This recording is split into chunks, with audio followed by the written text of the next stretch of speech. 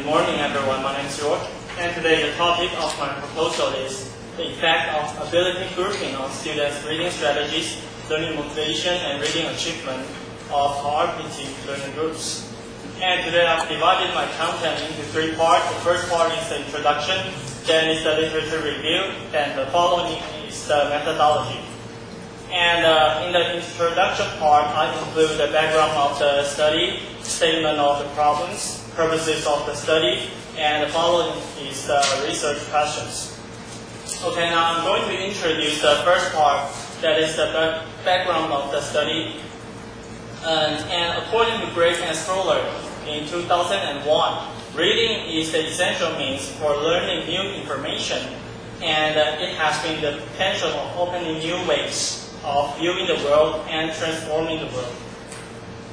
And also, researchers pointed out that high levels of English language literacy have been found to correlate with frequent and complex strategy use. Therefore, we can assume that reading is an important ability for us to have nowadays. And also, in order to facilitate our reading ability, we must know different kinds of reading strategies.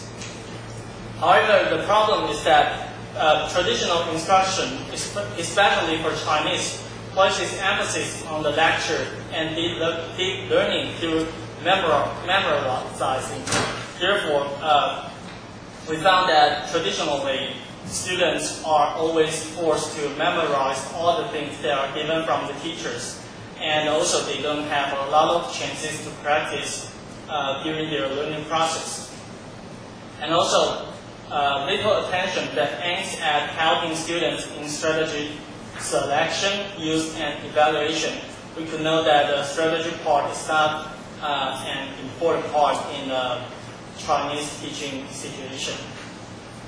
Therefore, the purpose of the study is to determine whether different grouping conditions under cooperative learning classroom throughout significant effects on EFL students' reading achievement, reading strategy, and learning motivation.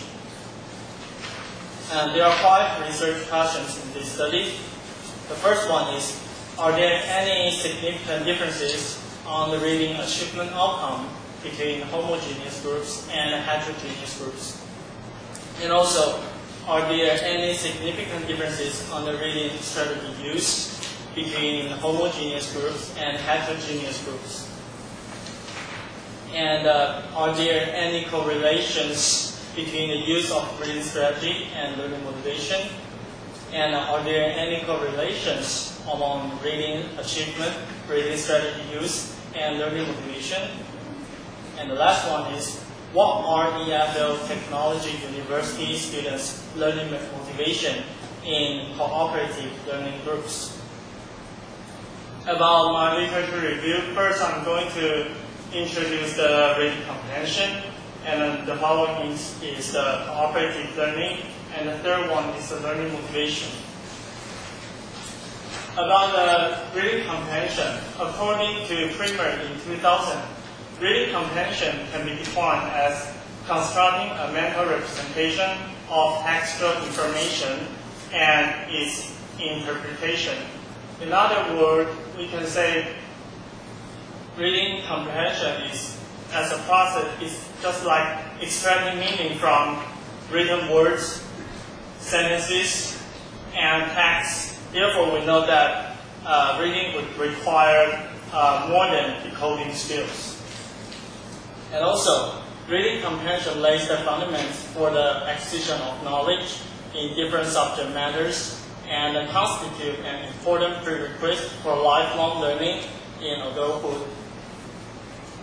About cooperative learning, and Zuckerman in 1995 indicated that cooperative learning is an instructional environment in which students work in group with share goals and share responsibility for the learning of other group members. And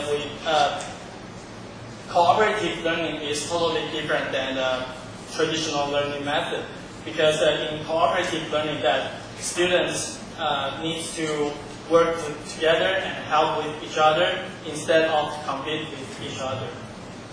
And also, cooperative learning empowers learners and provide them with autonomy and control to organize and regulate their own learning. And again, in 1992, pointed out that cooperative learning increases interaction among learners as they restate, expand, and elaborate their ideas in order to convey or clarify intended meaning. Just as I mentioned, because in cooperative learning that students are going to work together, so they're in the same group.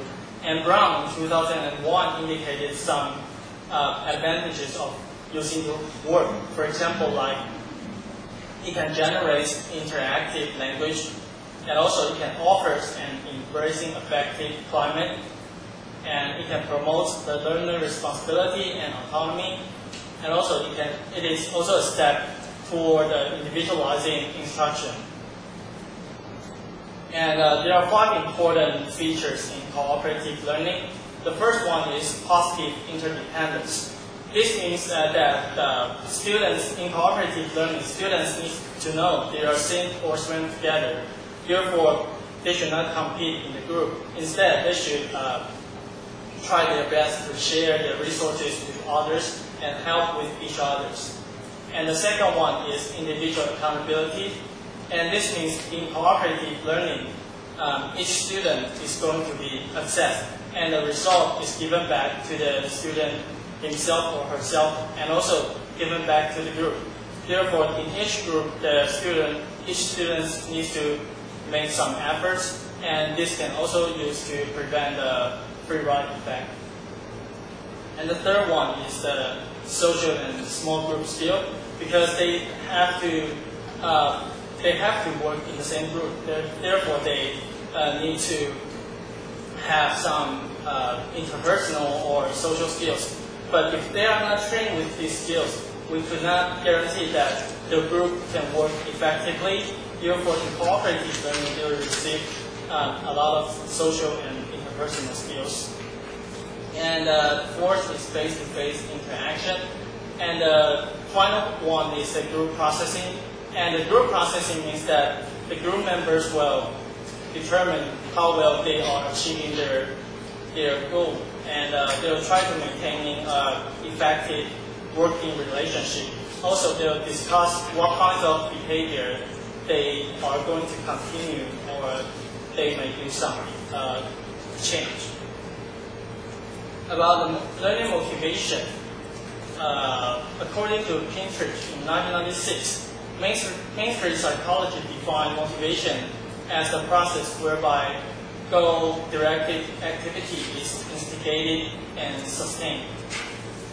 And from the external or behavior features of motivation include 3 important parts. The first one is the decision making, and the second one is the persistence, and the third one is the activity level, which means that